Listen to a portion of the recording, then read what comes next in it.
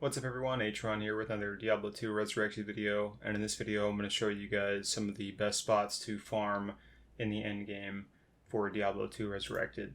So there is a mechanism in the game that is called treasure class, and it's essentially what all of the mobs in the game have on them, or they have their own individual treasure classes, and it's determined by zone, and then whether the mob is a regular mob, so it's like a white name mob, or if it's like a rare or unique, or a champion mob.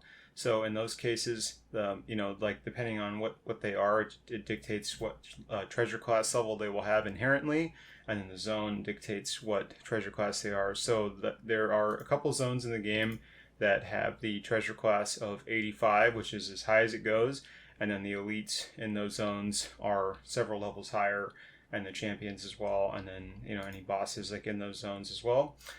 So there are a couple zones that have that treasure class, and the reason that you want to target these zones is because you can essentially get any item in the game, and there's some items that you can only get from these zones, as opposed to the other ones you just literally cannot get them. It's just impossible. They won't drop, but that's why it's good to farm these zones, because you can essentially get anything. Now, if you want to target something specifically, like Stone of Jordan, for example, one of the best places is actually Nightmare Andy, the Act 1 boss. But anyway, we're going to get into just where you can essentially get everything when you're in the end game. So you got to be on the hell difficulty for these zones, and the first zone I'm going to go over is going to be the pit, and the fastest way to get there is to be in Act 1, and we're going to go to Outer Cloister.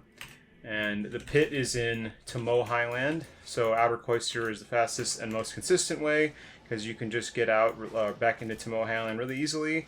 And then the pit is just going to be along the path somewhere, so maybe it's this way or maybe it's the other way. Looks like it's probably on the other side, but the path always leads to the pit. And so this is the pit level 1. So the pit level 1 and level 2, there's always a level 2, and it's always along the path here in Tomo Highland. Essentially have a mixture of cold, fire, and lightning immune mobs, and these mobs are actually really easy to kill, so it's a great place to start out. If you're something like a Hammerden, or if you're a physical class, then this is like where you want to be as soon as you get into hell mode, assuming you can survive it and everything like that. It's a great place to start farming. And then there's a minimum of, I believe, 6 elites every pit that you can generate. So those are going to be some of the best things for you to kill. It's up to you whether you want to skip the white mobs or not. I've gotten some good things off of them, but that's going to be your decision how you want to play that out. So like I said, pit level 1, level 2, really good. And then there's a super chest at the end of pit level 2 every time. So great place right there in the pit. Like I said, the treasure class is 85, so you can pretty much get anything. The next place that I'm going to show you guys is going to be in Act 2, and we're going to go to the Lost City, and it's going to be called the Ancient Tunnels. And what you're looking for is a little trap door that usually is around some of these ruined structure buildings here, and that they're all over the place within the Lost City. So you might have to search for a little bit. Sometimes you get lucky and find it right away. Other times you do have to look around quite a bit to find it. This is what it looks like. So it's a trap door, so you can just go ahead and click on it. And then there's only one level of the Ancient Tunnels. Now the Ancient Tunnels, this is going to be great for most sorceresses, because or any physical class that can handle it, because most of these mobs are magic immune. These guys happen to be lightning immune, so I can actually kill them. But there's quite a few that are magic immune, and there's just there's just not much I can do. I'm not going to sit here and have my mercenary kill everything. These guys are fire immune, so I can kill them too. But usually I don't bother on my Hammerden. It's usually just not worth it, because a lot of the unravelers and things like that are going to be magic immune. So this is a great place for any cold build, like any sorceress that's running Blizzard or Frozen Orb. This is going to be one of your best go-to places right in the beginning of the game. And then there's always a super chest somewhere within the zone itself. So that's Ancient Tunnels within the Lost City, and again that has the treasure class of 85. So you can find pretty much any item in the game there. And the next zone we're going to take a look at is just the Chaos Sanctuary. So go to Act 4 and then go to River of Flame. And this is where Diablo is, if you weren't already aware. And basically all of these mobs, you know, same thing, treasure class 85. And then it's just really high density, so you know you have a really good chance of rolling some good items here.